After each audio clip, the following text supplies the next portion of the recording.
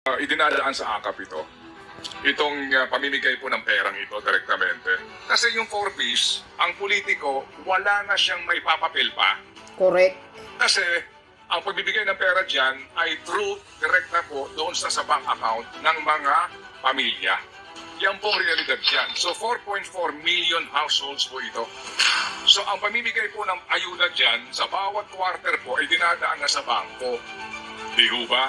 So si politiko, wala na siyang papel para ibigay niya yung pera doon sa pamilya.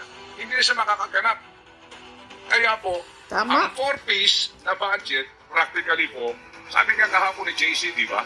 Maging na ilang pong mga nag-aaral po sa budget po ng ating bansa, ang ibinawas po dito, 95 billion. Binawasan, no? Dito mga 95 kapatid, doon po billion. mismo sa line item, 50 billion dito sa 4-piece. Grabe, 50 Ang billion. sinasabi, nangangahulugan na ito pong opisyal na datos na hawak namin ngayon. Alright, yung waitlisted po ay 427,000 na Filipino families. Ang potential, ibig sabihin, mahihirap na pamilyang Pilipino na pwede pa po nating ma-enroll dito ay higit pa po sa 1,194,000. 4-piece. Ito po, conditional cash transfer. Meron ka munang dapat gawin para matanggap yung pera na pinaghirapan nating lahat. Kinakailangan dalhin mo sa health center ang anak mo. Kinakailangan pag-aralin mo ang anak mo. At mayroon pong ilang pong social worker na nagbabantay sa inyo bago ho kayo magpatuloy at hayaan na tumanggap ng ayudang ito. Cash transfer. Magandang programa na ginagamit sa mga bansa na third world. Kasi nga po, bumabalik sa ekonomiya yung perang ibinibigay sa kanila. Very, very good. Ito pong AKAP, practically po, no condition ito. Correct. Magsabi ka lang na, ako ay tinatapos sa aking kita, pwede na. And who will decide? Sino pa? Kung di po yung nagbibigay ng pondo sa kanila sa bawat distrito, ano ka ba? Di ba? Si Tambalus-lus pa rin. Dito, hindi may tatanggi. Klaro na huwag na tayo magpaka-plastic pa dito. Ginagamit ito sa pamumulitika. Ang Correct. isang AX na halos kapareho lang po pag binasa mo yung kanilang guidelines. Hindi po ba? Parang tinagalog mo lang yung AX. Hindi po ba? Oo. Mga kapatid, opo, ang binawas po sa DSWD pagkalaki-laki, hindi naman aalma yung mga yan. Ako, naintindihan ko niyo kung awayin si Asik Irene. Trabaho niya lang Mahirap po po. na posisyon niya. Oo, ang hirap kayang Mahirap i-defend niya.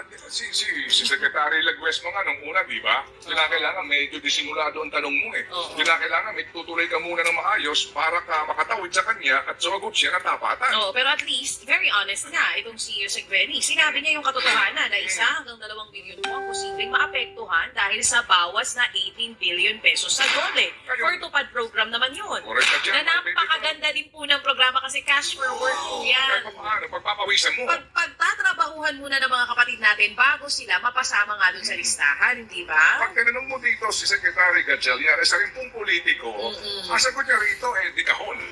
Kung ano man ang maging desisyon ng Presidente at ang ating mga mambabatas, igagalang natin niya. Yun yung di kahon, di ba?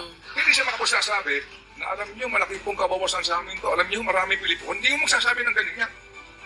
O, kasi nga, well, tama din po naman, di ba? Loyalty pledge, right? Okay.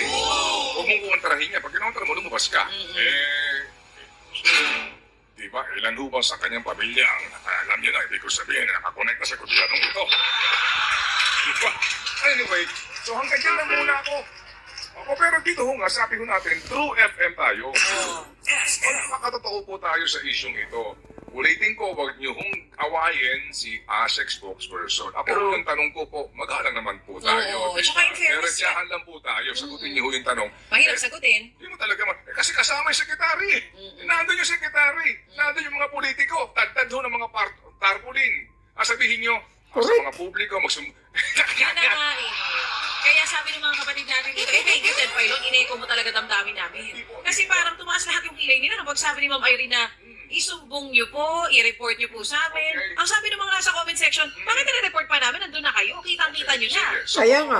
Opo, pero again, igalang natin yung kanya pong yung kanya pong obligasyon. Ganun po naman yan, ano ho. Oo, Otherwise, trabaho na yun. kapag yan sumagot na, oo nga sir Ted, ang dadam Bukas wala na yan. Tatanggalin sa pwesto niya. Bukas wala na yan. Kaya naiintindihan natin si Asek.